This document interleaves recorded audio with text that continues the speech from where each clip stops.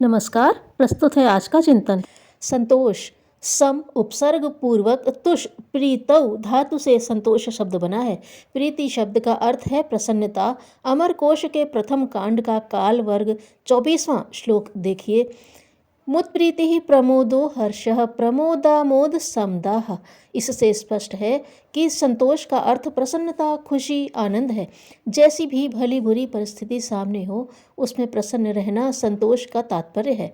आजकल संतोष का मतलब समझा जाता है निठल्ले बैठे रहना, कूड़ा कचरा खाना, पर हाथ पांव न हिलाना, उद्योग न करना, पुरुषार्थ से इनकार करना, पराश्रित रहना, कहीं से किसी प्रकार जो कुछ मिल जाए उसी में काम चला लेना, उन्नति का प्रयत्न न करना, भाग्य के भरोसे बैठे रहना, आपत्तियों के निवारण की कोशिश न करना।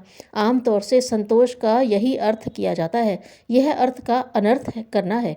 योग शास्त्र, धर्म और अध्यात्म विज्ञान जब से नासमझ लोगों के गंदे हाथों में पड़ा है तब से उसकी ऐसी ही दुर्गति की गई है।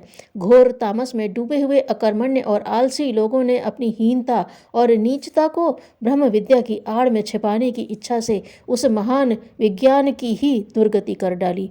इसका एक उदाहरण संतोष संबंधी अर्थ का अनर्थ हमारे सामने मौजूद है।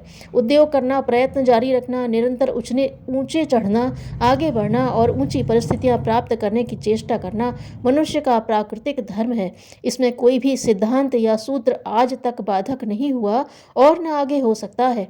ईश्वरीय नियम में मनुष्य के बनाए हुए सिद्धांत रुकावट नहीं डाल सकते। यदि संतोष के अनर्थपूर्ण भाव को अपनाया जाए तो दरिद्री, रोगी, पापी, अज्ञानी, अत्याचारी, दुखी सबको अपनी अपनी उसी दशा में रहना होगा। स्वर्ग और मुक्ति जो अत्यंत पुरुषार्थ के फल हैं उनका प्राप्त होना तो दूर, साधारण जीवन का आनंद लेना भी दुर्लभ हो जाएगा। आहदी और अपाहिजों की तरह वे संतोषी लोग अंधकार पूर्ण तामसिक परिस्थितियों में पड़े पड़े सड़ते रहेंगे। हमें असत को छोड़कर सत्य की ओर बढ़ना होगा। संतोष के झूठे अनर्थ को छोड़कर सच्चे अर्थ को ग्रहण करना होगा। आनंदित रहना, हर घड़ी प्रसन्न रहना, बुरी दुखमयी परिस्थिति सामने हो तो भी खिन्न न होना, यही संतोष का सारांश है। हर हालत में प्रसन्न रहना, मुस्कुराते रहना, प्रफुल्लित रहना एक ऐसा उच्च आध्यात्मिक गुण है जो पर्वत के समान विपत्ति को राई सा हल्का बना देता है और नसों में उत्साह की बिजली का संचार करता रहता है।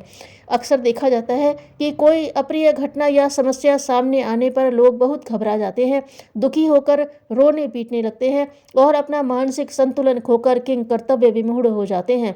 इन परिस्थितियों में उनकी बुद्धि इतनी कुंठित हो जाती है कि कोई ठीक मार्ग निर्धारित नहीं कर पाती। उस विपत्ति से छुटकारा पाने और क्षतिपूर्ति के साधन जुटाने के लिए स्वस्थ और शांत मन की आवश्यकता है। पर जिसका मन उलझन में पड़ा हुआ दिग्भ्रांत हो रहा है वह भला किस प्रकार सही मार्ग को ढूंढ सकता है।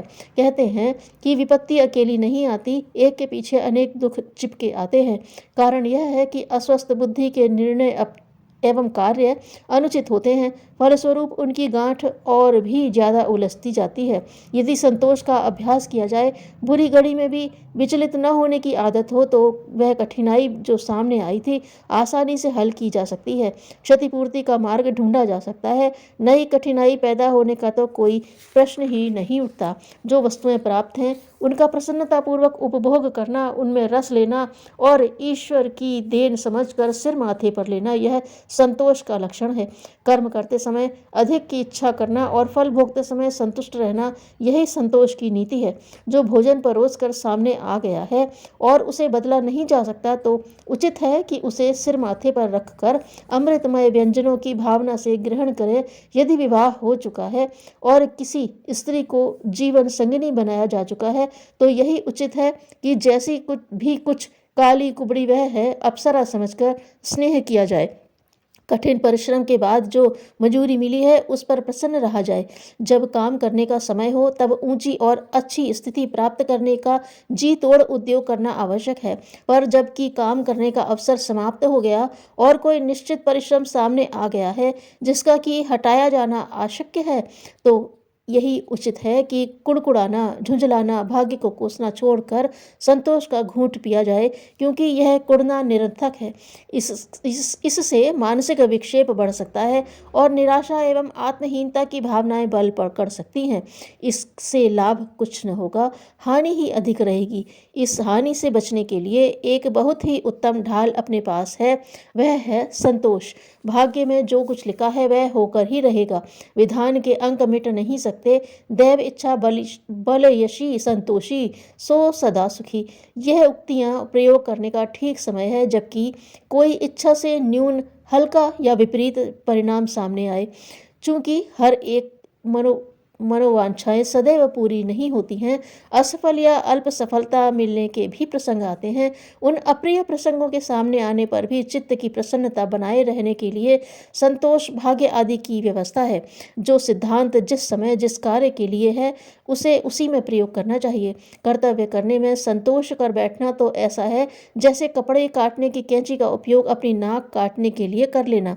संतोषी को प्रसन्न रहना चाहिए, हर घड़ी अपने को आनंदित बनाए रहना चाहिए। घर में, व्यापार में, परदेश में, मित्रों में, शत्रुओं में, निंदा में, प्रशंसा में, कष्ट में, संपदा में, लाभ में, हानि में, हर एक परिस्थिति में चेहरे पर प्रसन्नता छाई रहनी चाहिए। हर बात के साथ साथ मुस्कुराहट की किरणें निकलनी चाहिए। आत्मा की महानता और दिव्यता का अनुभव करते हुए सदैव गौरवान्वित रहना चाहिए। यही संतोष का मर्म है। योगाभ्यासी को संतोषी रहना चाहिए, जिससे उसका आनंदमय कोश विकसित होता रहे। बुराई का बीज बोकर नेकी का फल काटना चाहते हो, इससे ज़्यादा मूर्खता और क्या हो सकती है। धन्यवाद।